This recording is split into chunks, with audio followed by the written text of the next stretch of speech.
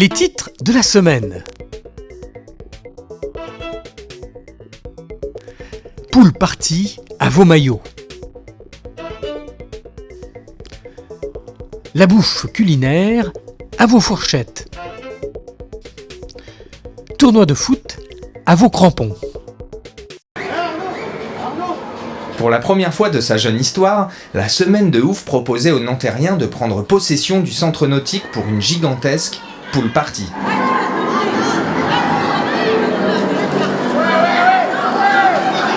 Tout au long de l'après-midi, les baigneurs se sont relayés lors des nombreuses animations. Mais au fait, une pool party, c'est quoi ? La pool party, c'est un événement qui nous tenait à cœur depuis un moment. On a réussi à le réaliser cette année. L'idée, c'était de profiter de l'équipement de la piscine, de détourner un petit peu son utilisation première, qui est faire la natation, où les clubs l'utilisent beaucoup, de l'ouvrir aux habitants, aux jeunes. Il y a énormément de choses qui ont changé. Les réseaux sociaux, le multimédia, le numérique, différentes approches. On est aujourd'hui lundi, on fait un grand temps fort sur l'équipement municipal qui n'avait jamais accueilli d'événements ouf, la piscine. De toutes les activités, la plongée sous-marine a remporté un franc succès. Rendez-vous en eau inconnue. C'est de la plongée avec une bouteille d'air sur le dos. Ça sert à respirer sous l'eau. Rester sous l'eau longtemps, jouer avec mes potes en dessous. L'idée sur une première expérience comme ça, c'est de faire respirer le jeune sur le scaphandre. Et puis tout doucement, on va se promener sous l'eau, faire des roulades, des galipettes, faire des jeux sous-marins principalement pour que la découverte se fasse de façon ludique. On respire par la bouche, on aspire et on rejette l'air par la bouche. Comme si j'étais sous la mer. C'était bien. Retour sur le bord du bassin où les aspirants aventuriers attendent leur tour. J'ai joué au ballon gonflable, j'ai joué au château. Le toboggan à la fin. Pour moi, ça à refaire, c'était bien. Tout est bien, mais ce que je préfère pour moi, c'est le toboggan. Un dernier tour dans l'eau et c'est déjà l'heure de rentrer, mais la semaine de ouf a plus d'un tour dans son sac.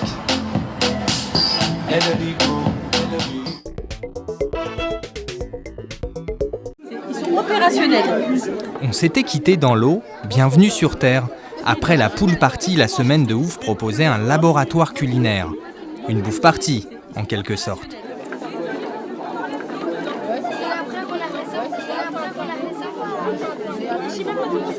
Le centre social des Acacias a convié 2 designeuses culinaires dans ses nouveaux locaux de l'avenue de la Commune de Paris.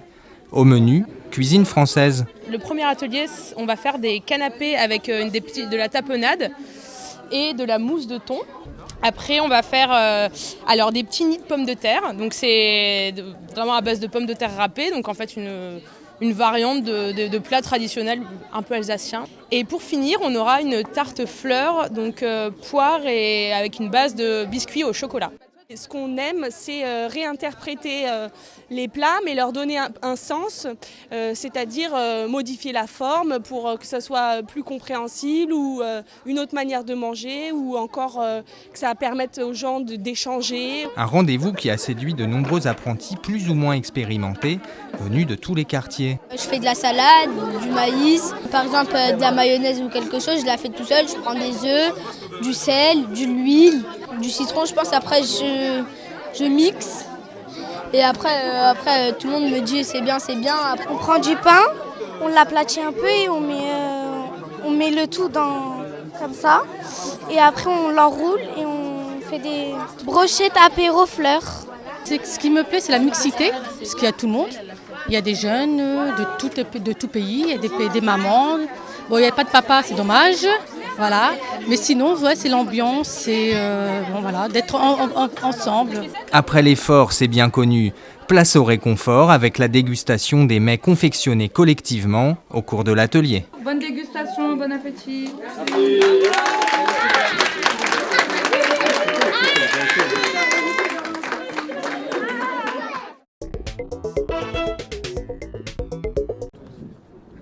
Grand classique de la semaine de ouf, le football. Mais cette année, les organisateurs ont troqué le jeu à 11 pour le foot à 5. C'est bon ? Ouais, bien les gars, allez les gars, allez, pas tous. Madrid, le PSG ou le Barça, 16 équipes de 5 joueurs et un remplaçant s'affrontent dans des matchs de 15 minutes. Une mini-ligue des champions pour de maxi sensations. J'attendais ça fait longtemps que j'attends ça, qu'il y ait quelqu'un qui prenne l'initiative de créer un tournoi et d'inviter les jeunes du quartier, c'est bien, moi je trouve ça bien. Parce que j'ai des grands frères qui jouent au foot et j'ai partagé la passion, parce que je joue depuis j'ai 3 ans. Je vois pas pourquoi les garçons ils joueraient et pas les filles. C'est bien de jouer, de rassembler plein de jeunes des quartiers pour jouer, tous ensemble. À 11 on est plus et il nous faut il nous faut un dispositif, plus de tactique, que là il n'y a pas de poste, on joue comme on veut. Le sport et le foot sont aussi un moyen de renforcer le respect entre jeunes, une notion capitale pour les animateurs. C'est des valeurs qu'on transmet nous en tant qu'animateurs et aussi co-éducateurs sur la ville.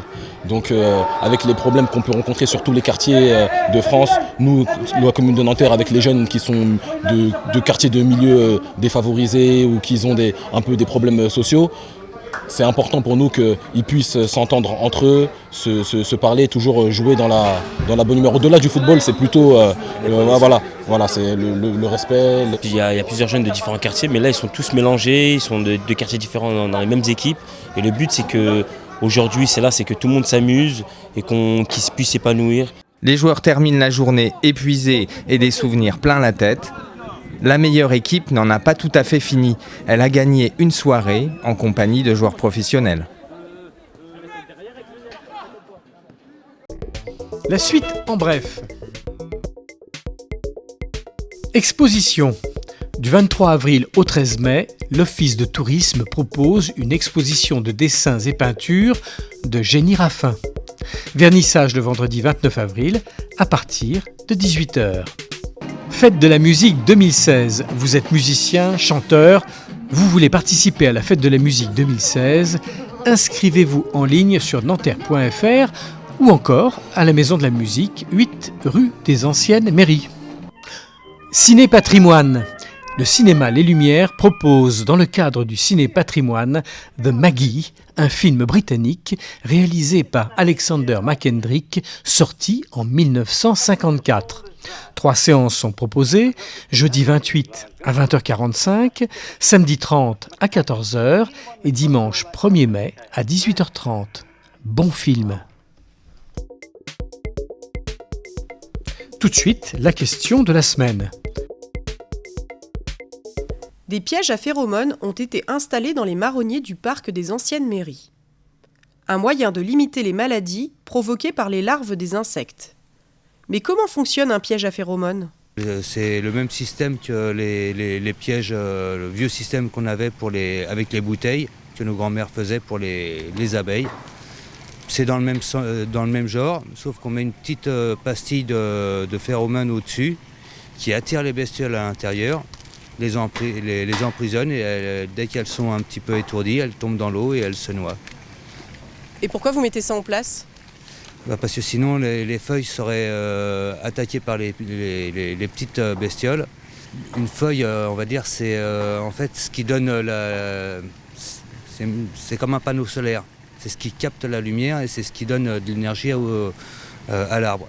S'il n'y a pas ces feuilles-là, l'arbre il meurt. Merci de votre attention et prochaine édition le 2 mai.